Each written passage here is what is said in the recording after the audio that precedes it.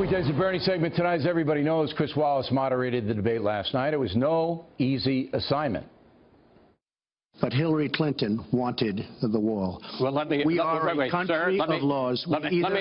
And by the way, no, wait. I'd like to hear from. I'd like to hear from Secretary Clinton. Excuse me. Putin has outsmarted her in Syria. He's outsmarted her every step of the way. I do get to ask some questions. Yes, and I would like. Joining us now from North Carolina, Bernie Goldberg. So let's give Wallace a grade here, Bernie. You first. I give him an A+. Wow. I thought an A+.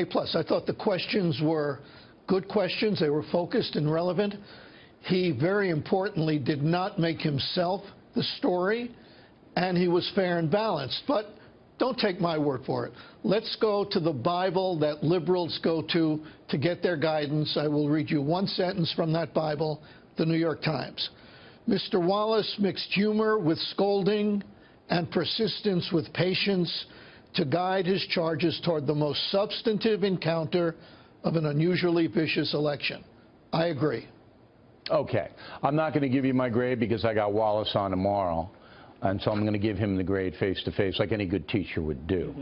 But I thought that Wallace, people don't understand watching how difficult it is, particularly when you're that far away. See, I can control this program pretty well because the guests in the studio are like literally 2 feet from me, and on the satellite I can cut your mic and then make fun of you, but I could just cut your mic off.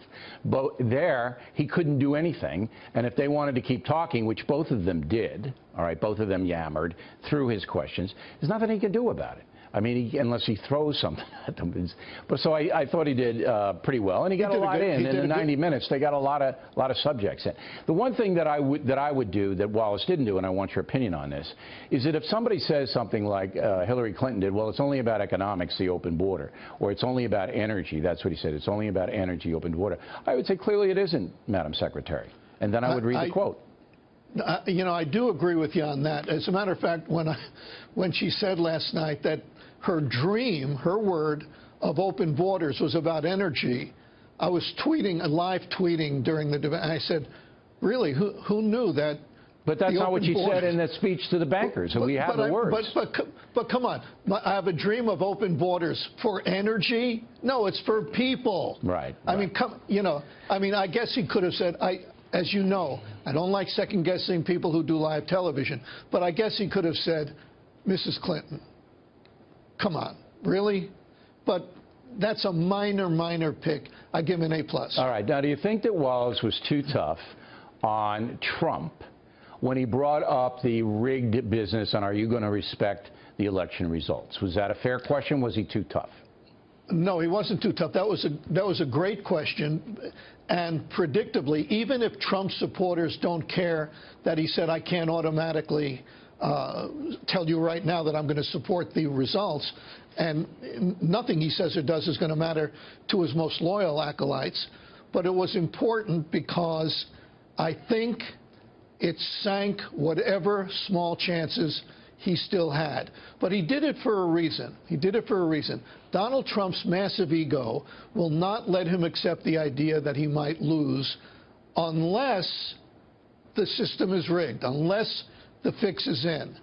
So if the fix is in, of course he can't automatically accept the results. It's a circular argument. Yeah, it's but a you're being a ridiculous one. Psychologist now. You're analyzing him because you don't have any basis in fact for that. Here's a political analysis then.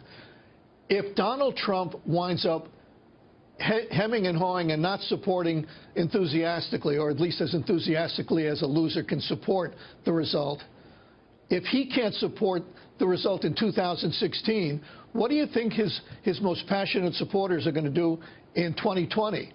You think they're going to hop on board the Republican bandwagon? Because I don't. It depends on who the person is. But anyway, Trump today clarified, but as we said in the talking points memo, in the court of public opinion didn't do him any good.